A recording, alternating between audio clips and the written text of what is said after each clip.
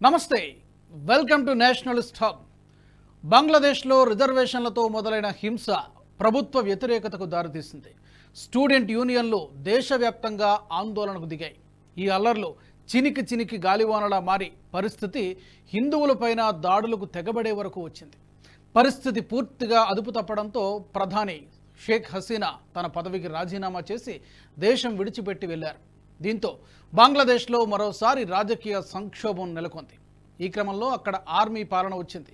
మరి ఈ విపత్కర పరిస్థితి భారత్కు నష్టం చేకూరుస్తుందా? తెలుసుకునే ప్రయత్నం చేద్దాం. అంతకంటే ముందు ఈ వీడియోను లైక్ చేసి 10 మందికి షేర్ చేయండి.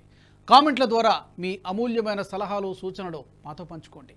అలాగే ఈ వీడియో డిస్క్రిప్షన్లో ఉన్న నేషనలిస్ట్ హబ్ వాట్సాప్ ఛానల్ను ఫాలో చేసి ప్రతి అప్డేట్ని మిస్ అవ్వకుండా చూడండి.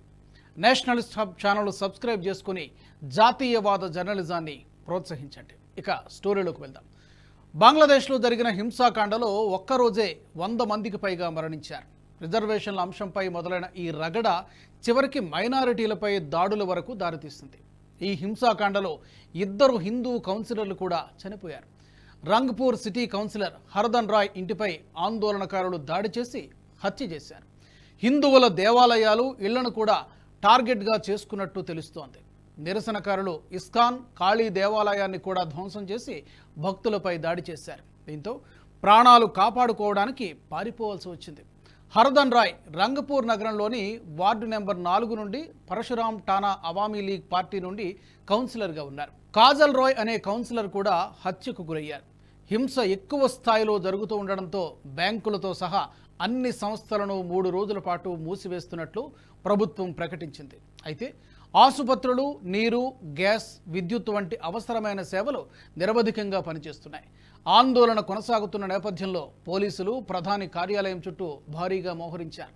ప్రధాని కార్యాలయానికి వెళ్లే ప్రధాన రహదారుల్ని మూసివేశారు. బారికేడ్లను ఏర్పాటు చేసి పెట్రోలింగ్ నిర్వహించారు.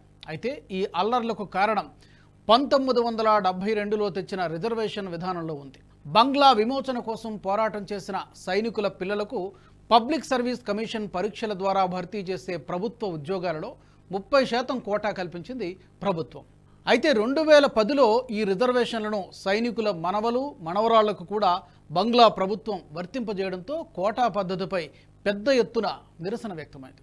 దీంతో 2018లో ప్రభుత్వం ఈ కోటాను విరమించింది. తరువాత 2010 నాటి కోటాను పునరుద్ధరించాలంటూ 2021లో హైకోర్టులో పిటిషన్ దాఖలైంది. 3 ఏళ్ల విచారణ తర్వాత హైకోర్టు ఈ ఏడాది జూలై 4న నాటి కోటా నిర్ణయాన్ని సమర్థించింది. 1971 బంగ్లా యుద్ధంలో పోరాటం చేసిన సైనికుల్లో ఎక్కువ మంది ప్రస్తుత పాలక పార్టీ అవామీ లీగ్ కార్యకర్తలే ఉన్నారు. దీంతో ప్రతిపక్షం బంగ్లాదేశ్ నేషనలిస్ట్ పార్టీ, జమాతే ఇస్లామీ తదితర గ్రూపులు కోటా పద్ధతిపై విద్యార్థుల్లో పెద్ద ఎత్తున అసంతృప్తిని రెచ్చగొట్టాయి. చివరకు బంగ్లా సుప్రీంకోర్టు సైనికుల వారసులకు రిజర్వేషన్లను 30% నుంచి 5%కి తగ్గించాలని జూలై 21న తీర్పు చెప్పింది. 1% ఉద్యోగాలను మైనారిటీ వర్గాలకు, మరో 1%ని దివ్యాంగులు, ట్రాన్స్జెండర్లకు కలిపి కేటాయించింది. అయినా కూడా ఈ నిరసనలు తగ్గలేదు. సైనికుల పిల్లలకు కేటాయించే రిజర్వేషన్లను పూర్తిగా తొలగించాల్సిందే అంటూ విద్యార్థులు రోడ్డెక్కారు.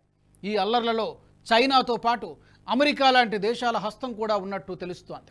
ఇన్నాళ్ళు అక్కడ అధికారంలో ఉన్న షేక్ హసీనా భారత్కు అనుకూలమైన వ్యక్తి అనే ముద్ర ఉంది. చైనాతో కూడా సత్సంబంధాలు నెరుపుతున్న భారత్తోనే ఎక్కువగా వాణిజ్యం జరుగుతోంది.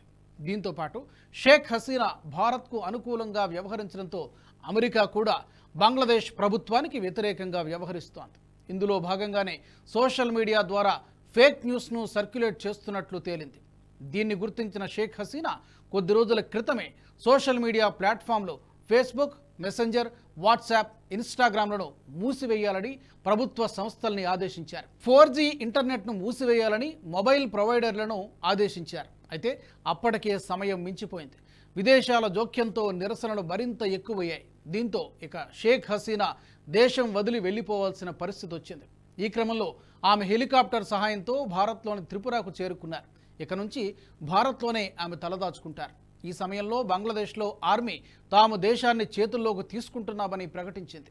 అయితే బంగ్లాదేశ్లో ఆర్మీ పాలన గనుక వస్తే అది భారత్కు ఇబ్బందికరంగా పరిణమించే అవకాశం ఉంది. షేక్ హసీనా ఇన్నాళ్ళు భారత్కు అనుకూలంగా పనిచేశారు. ఆమెకు వ్యతిరేకంగా ప్రజలు తిరగబడడంతో చైనా సహాయంతో అక్కడ ఆర్మీ పాలన సాగించే అవకాశం ఉంది.